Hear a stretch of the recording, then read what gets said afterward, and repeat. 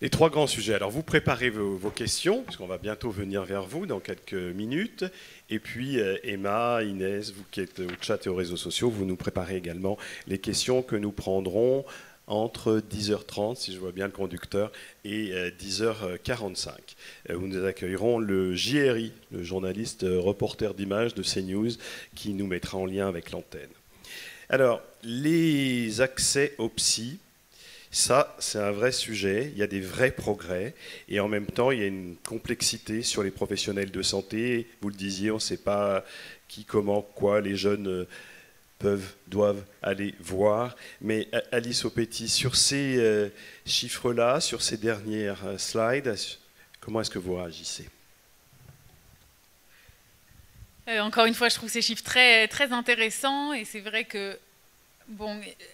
La raison avancée en numéro 1, je n'avais pas les moyens d'y aller. Je trouve qu'elle est à nuancer. Enfin, en tout cas, c'est vrai qu'il y a quand même sur tout le territoire des centres médico-psychologiques dans lesquels les soins sont remboursés. Alors, on sait à quel point il peut y avoir des délais d'attente qui sont longs. Ah, je peux en témoigner, parce que nous, on a fait les tests.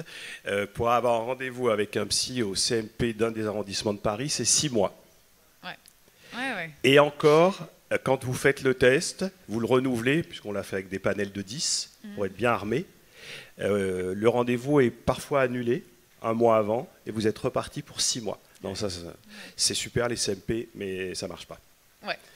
Ça marche quand vous avez accès au psy. Et puis il y a un autre truc qu'on a observé, c'est qu'en fait, ça doit être très épuisant pour les professionnels de santé mentale, le CMP. Il y a un énorme turnover.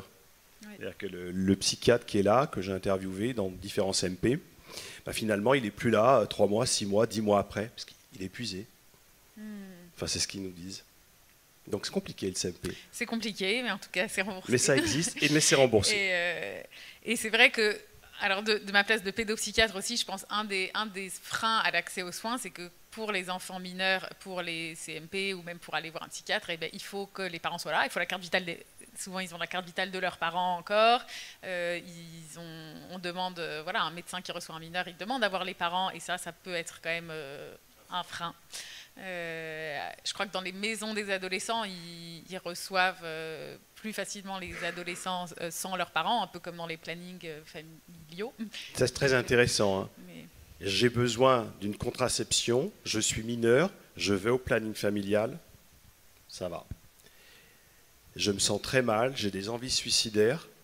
Je ne sais pas où aller, et de toute façon, si je dois aller quelque part, il faut que j'aille avec papa et maman et la requête vitale de papa et maman. C'est quand même un vrai sujet. Oui, nous, ça arrive qu'ils arrivent aux urgences seuls, et c'est une condition. On leur dit il faut qu'on appelle tes parents. Ah non. Bon. Généralement, on arrive à faire en sorte de rassurer le jeune et à faire venir les parents. Et généralement, je trouve ça très utile parce qu'il faut que les parents sachent. Et généralement, ça soulage le jeune qu'on ait pu en parler avec ses parents. Mais je pense que c'est un frein qui est important pour les mineurs. Alors, Alice Aupetit, vous avez fait le beau cursus. Vous faites médecine, vous devenez psychiatre, pédopsychiatre, tout l'académisme français, bravo. Les psychologues qui n'ont pas ce cursus-là, comment vous observez leur cursus ? Ils ne sont pas qualifiés, ou alors il faut partager nos compétences. Comment vous observez ? Parce que, on vient de le voir, les psychiatres ne peuvent pas répondre, parce qu'il n'y en a pas assez, parce qu'ils sont saturés, parce que peut-être aussi que ça fait peur d'aller voir tout de suite le psychiatre si tu as 15 ans.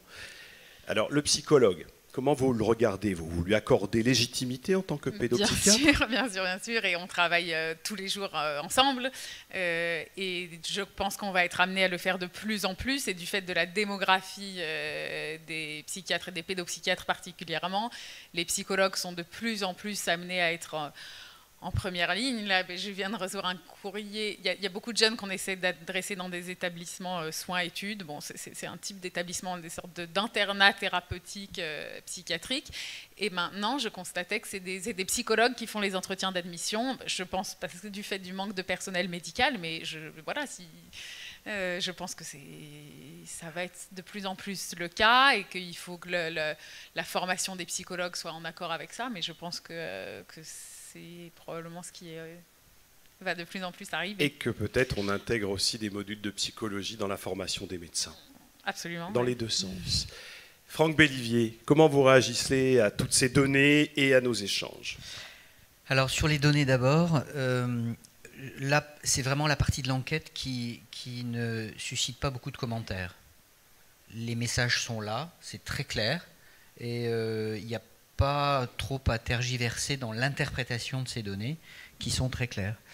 Et je voudrais juste faire un commentaire sur, et Luc Balleroy en a parlé, 45%, c'est aussi un chiffre qui montre que la demande se démocratise, et ça c'est une très bonne nouvelle, parce que du coup ça authentifie le besoin non satisfait, et ça doit guider la fabrique des politiques publiques pour l'avenir. On est déjà engagé dans ce domaine-là, je vais y revenir, mais c'est plutôt une bonne nouvelle, et on espère que cette facilité à énoncer une demande ne concerne pas seulement les jeunes, mais concerne également leurs parents. Sur la mobilisation des ressources des psychologues, je présenterai les choses de manière un tout petit peu différente de Alice Aupetit. En réalité, la France est en retard.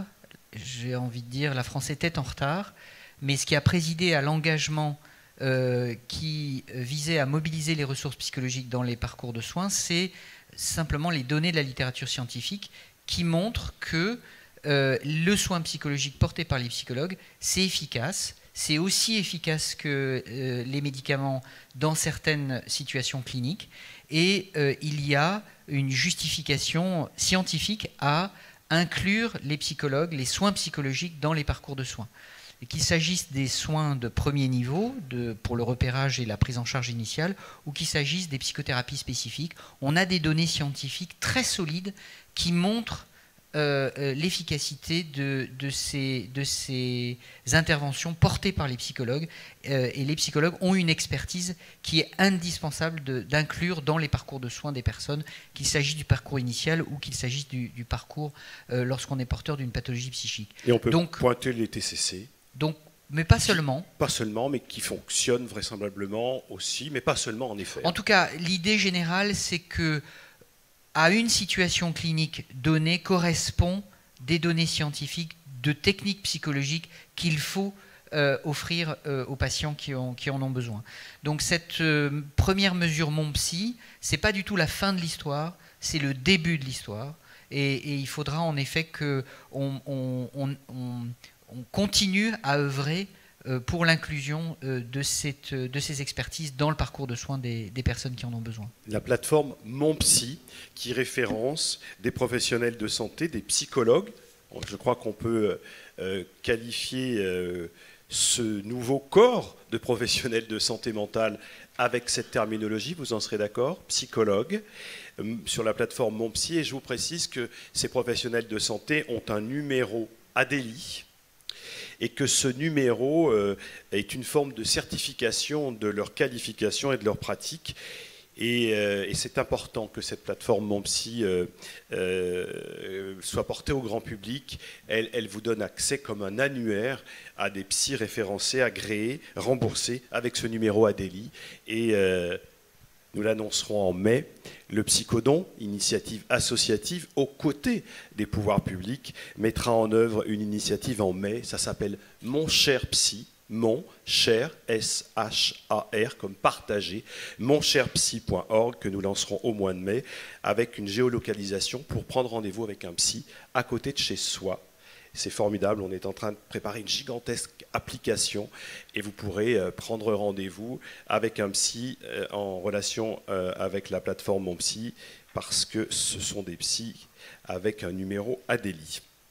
Alors, les chiffres clés... Ah oui, là-dessus, sur les psys, c'est un vaste sujet qui sera, et Luc Balleroy le disait tout à l'heure, dans le dernier slide, parmi les mesures attendues par le président de la République prochain.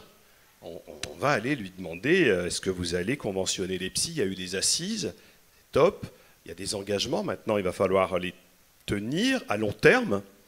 Et puis peut-être que, est-ce qu'on aura accès aux psy d'une manière directe, sans aller voir son médecin généraliste? Je vous le redis, On a mal aux pieds, on va chez le podologue directement. On a mal aux yeux, on va chez l'ophtalmo directement. On a mal aux dents, on va chez le dentiste directement. Mais dans ce pays, on va pas chez le psy. Quand on a mal à la tête, on va voir son médecin qui va nous envoyer chez le psy avec nos enfants, etc. Donc ça risque d'être compliqué. Et puis, dans la prochaine mandature, nous allons avoir aussi des demandes. Comme acteurs dans le champ de la santé mentale, on essaie de porter notre légitimité auprès du prochain président pour demander un délégué ministériel à la santé mentale, interministériel cette fois-ci. Franck Bellivier était délégué ministériel à la santé mentale attaché au ministère de la Santé, mais la santé mentale, c'est l'affaire du travail, c'est l'affaire de l'éducation nationale.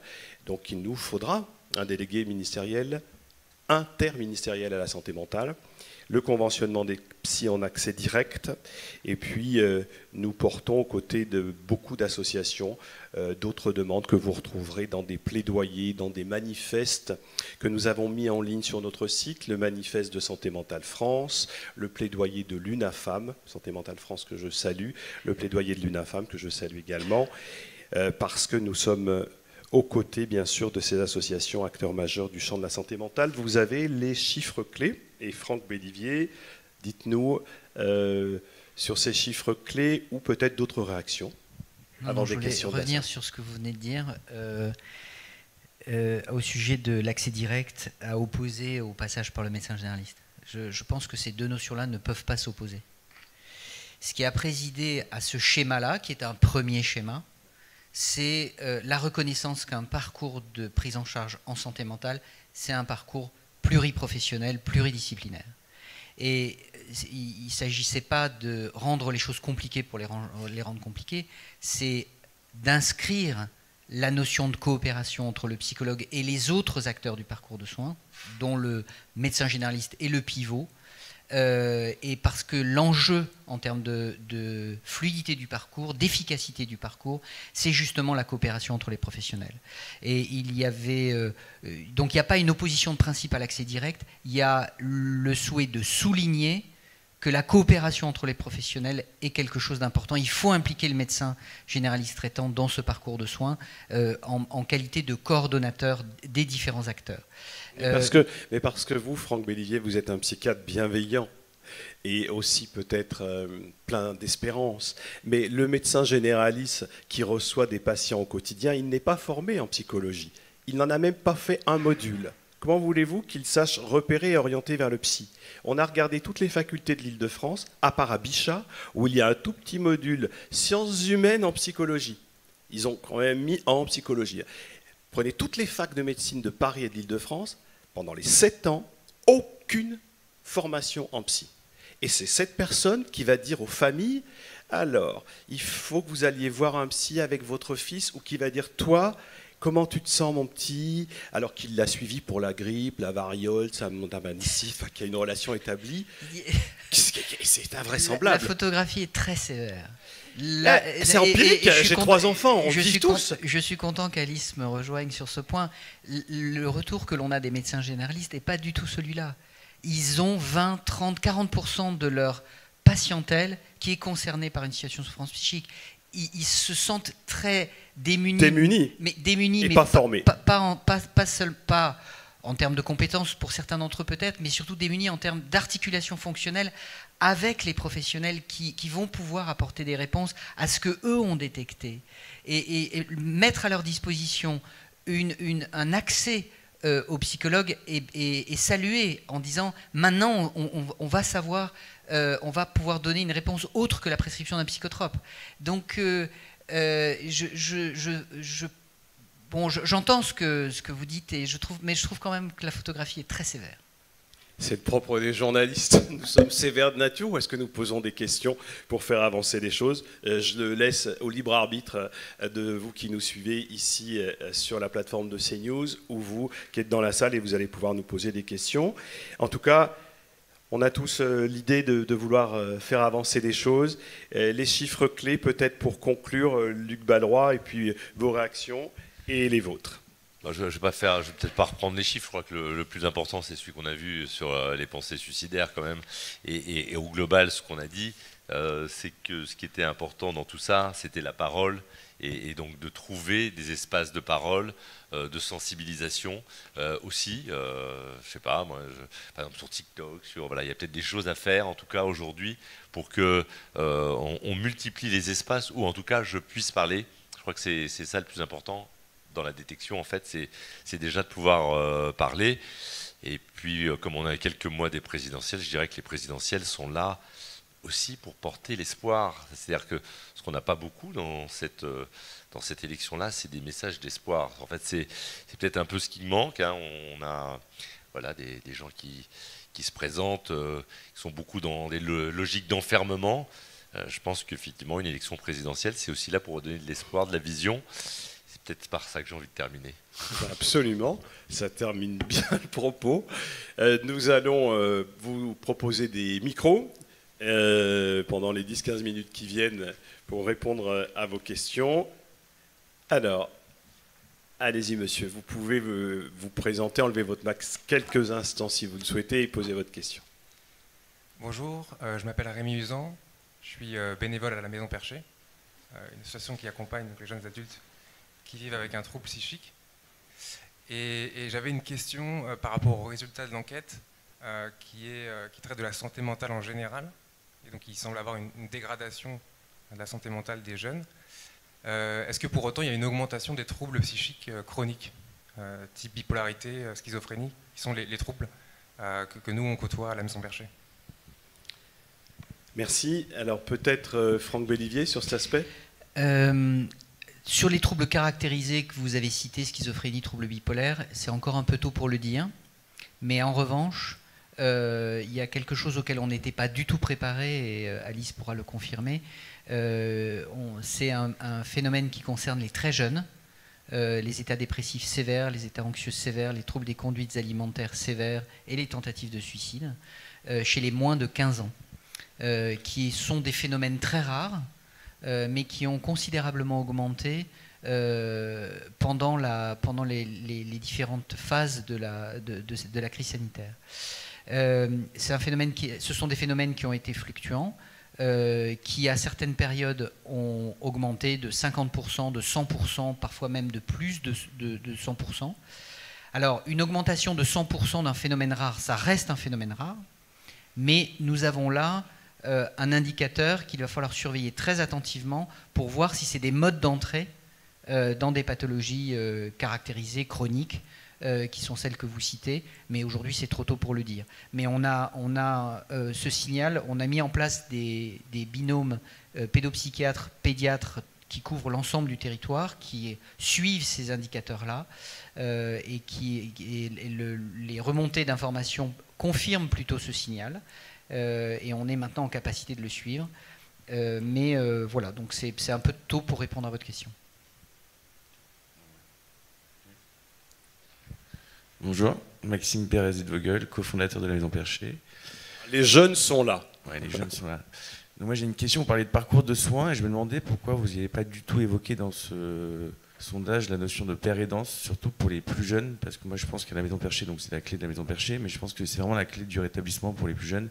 Notamment, je me mets à la place de très très jeunes qui ont 15-16 ans et qui vont forcément peut-être préférer parler avec des pères qui ont un vécu similaire d'abord, au-delà des psys, des familles et des proches.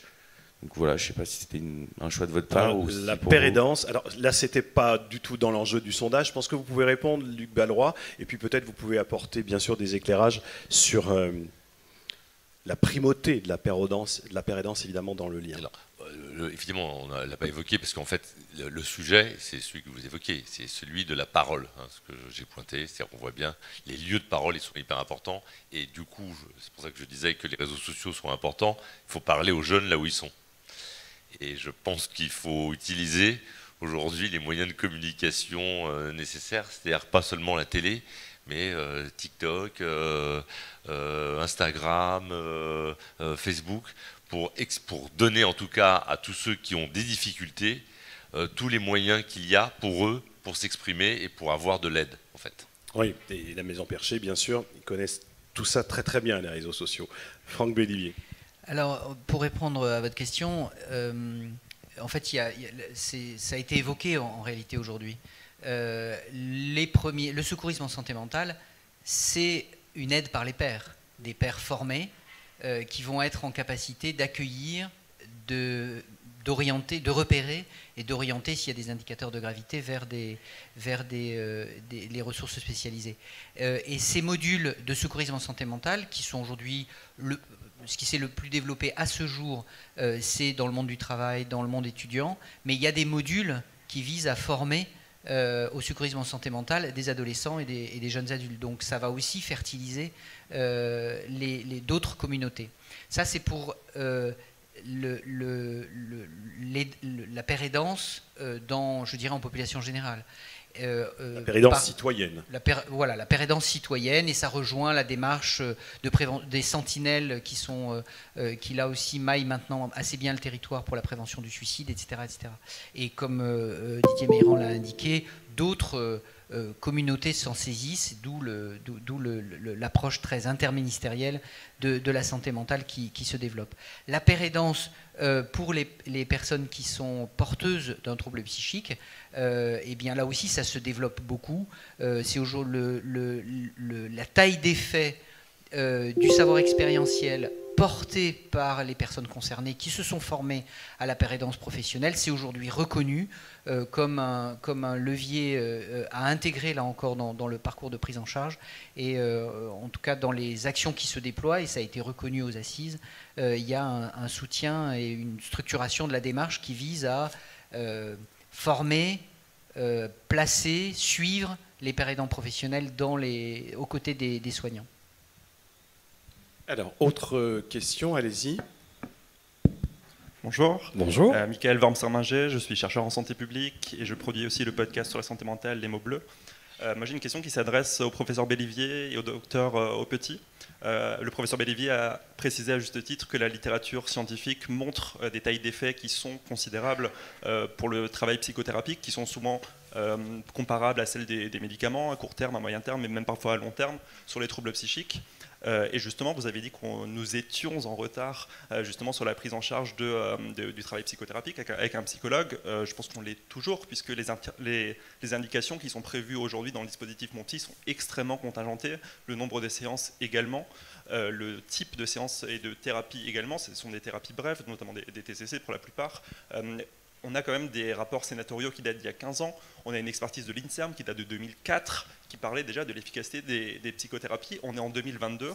On attend quoi pour mettre en place les recommandations internationales sanitaires qui disent qu'il faut un traitement médicamenteux en complément d'une psychothérapie? Ça fait des décennies qu'on sait ça. Vous dites que nous étions en retard, nous le sommes toujours, et on attend quoi?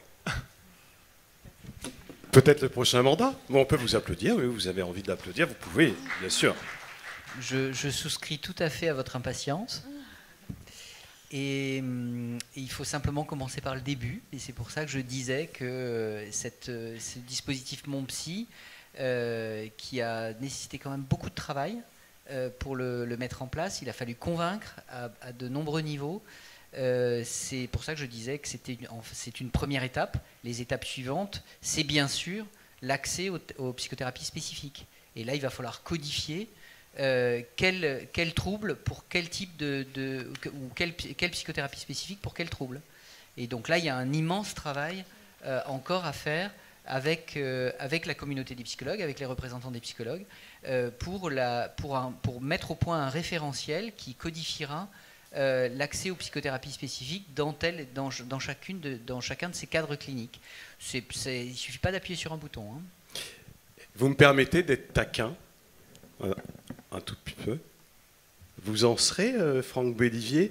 Est-ce que vous avez des visées politiques pour le prochain mandat? La décision ne me revient pas.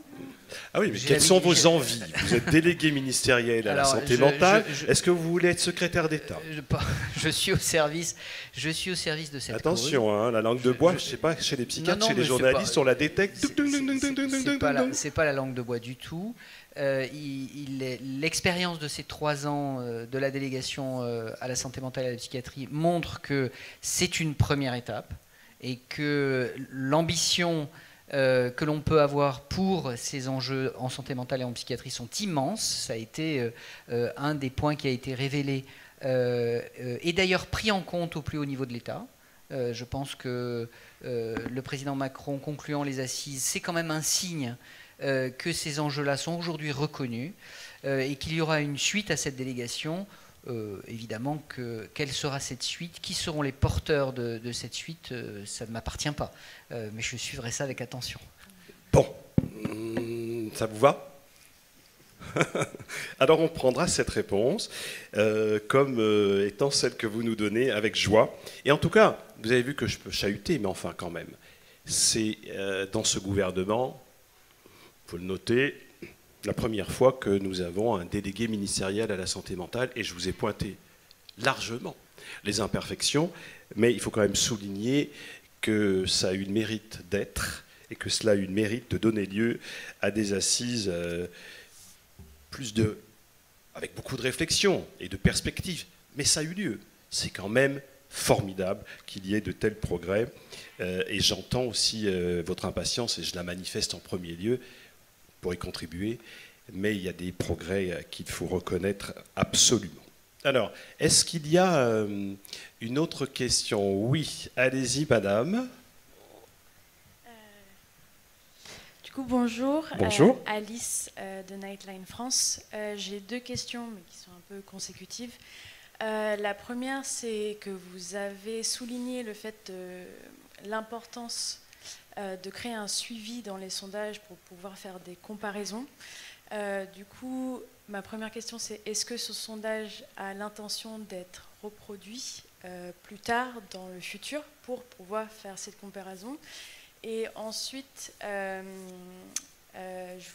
par rapport à ça, du coup, il y a eu 540 réponses qui restent quand même, c'est significatif, mais ça reste peu.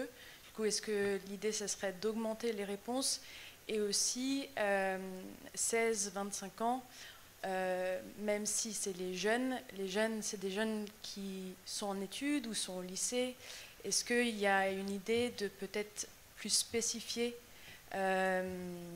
les cas des personnes qui répondent? Est-ce qu'ils sont en études? Est-ce qu'ils sont au lycée? Quelles sont leurs situations et quels sont ces impacts sur les situations, sur leur santé mentale?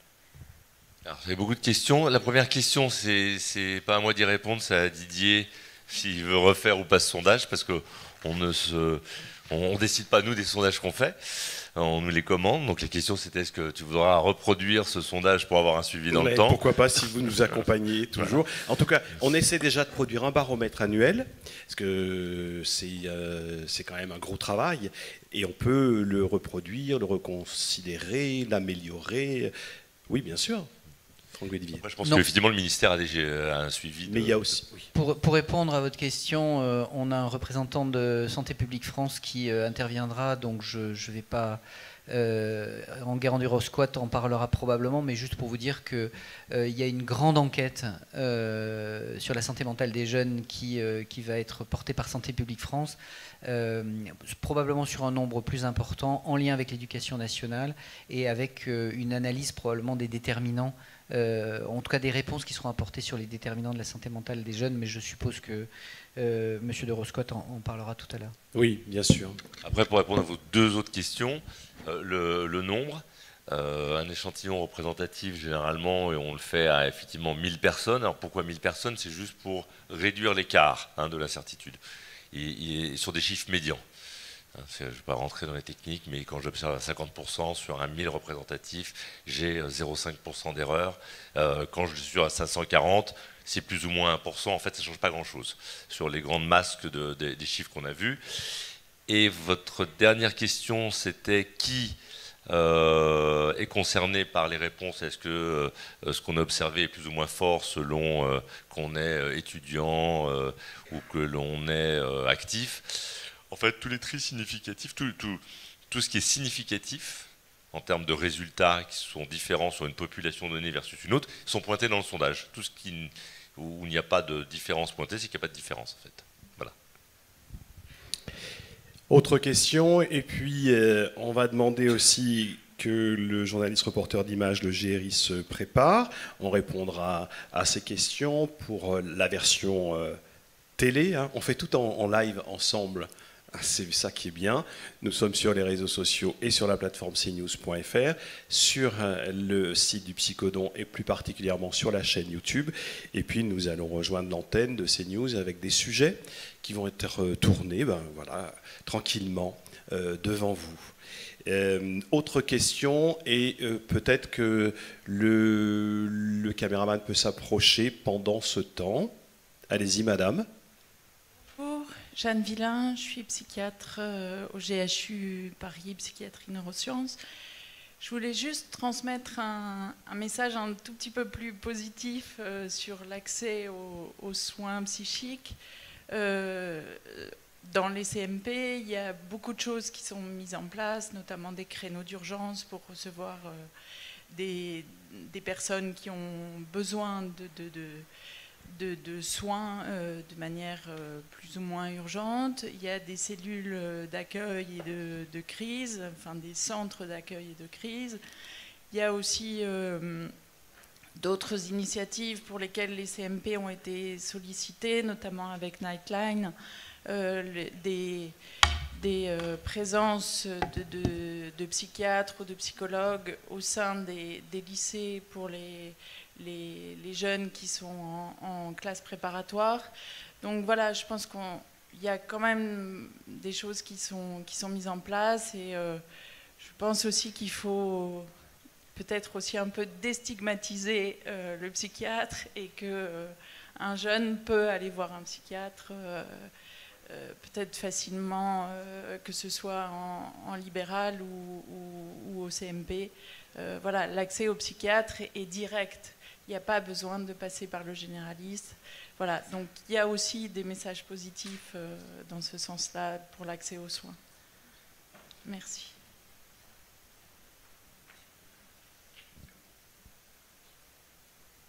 Est-ce qu'il y a une autre question? Allez-y, on va vous donner un micro. Bonjour, Hervé Gandillon, collectif 100 000 handicapés psychiatriques à l'abandon. Quel est l'impact du déni des maladies graves sur la prise en charge pour les jeunes et vis-à-vis aussi de leur famille?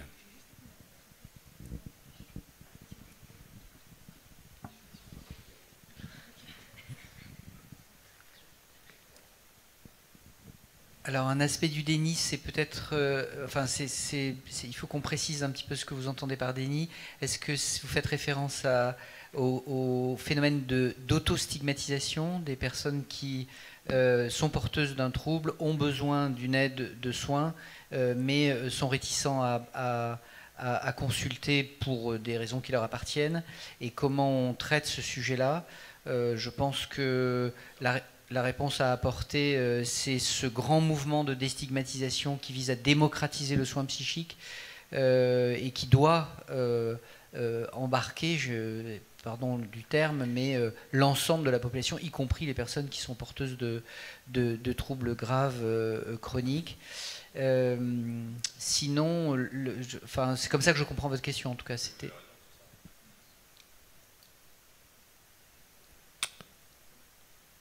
Allez-y, vous avez le micro. Non, vous n'avez pas le micro, mais on va vous le porter. Alors, je vous rappelle que la mise en ligne du sondage sur le site cnews.fr est en train d'être opérée. Apparemment, c'est fait. Et sur le site du Psychodon également. Comme ça, vous aurez accès à toutes les données. Une dernière question. Ou est-ce que nous pouvons passer à la séquence suivante? Bien. Alors, on en prend encore une. OK. Allez-y. Donc on a une question de Hélène sur YouTube qui demande si on peut aborder la formation en santé mentale des soignants. C'est-à-dire, comment vous réagissez à cela? Peut-être... Allez-y, Alice, et puis Franck Bellivier. Oui, moi je suis d'accord que c'est un gros sujet. Dans responsable d'unité d'hospitalisation, où on travaille avec des soignants qui sont eux qui passent le plus de temps au quotidien avec les jeunes hospitalisés, je trouve que la formation des soignants c'est un énorme enjeu. Avant, il y avait une formation spécifique des infirmiers en psychiatrie, ça n'existe plus depuis longtemps. Alors maintenant, c'est en pratique avancée, c'est ça? Depuis 92. Oui, là, maintenant, il va y avoir des infirmiers en pratique avancée, ça commence doucement, mais c'est vrai que... ça a simplifié. Ouais. Que aujourd'hui, moi, ce que je constate sur le terrain, c'est qu'ils sont quand même beaucoup formés sur le tas, comme on dit, par leurs collègues plus expérimentés, par les internes, par les gens qui sont là. Et je pense que c'est un gros problème. Bien. On va conclure. Vous aviez envie d'applaudir le plateau et nos invités. Faites-le parce que c'est un sujet sensible et leurs expertises nous sont chères et éclairantes. Luc Balleroy, je vais vous remercier pour ce travail, pour vos commentaires et puis pour cette joie de vivre là, que vous nous partagez avec ces résultats qui ne sont pas toujours très joyeux. Mais... Je ne sais pas si je partage beaucoup la joie de vivre avec ces résultats, mais bon. Si, vous l'avez fait quand même avec sourire.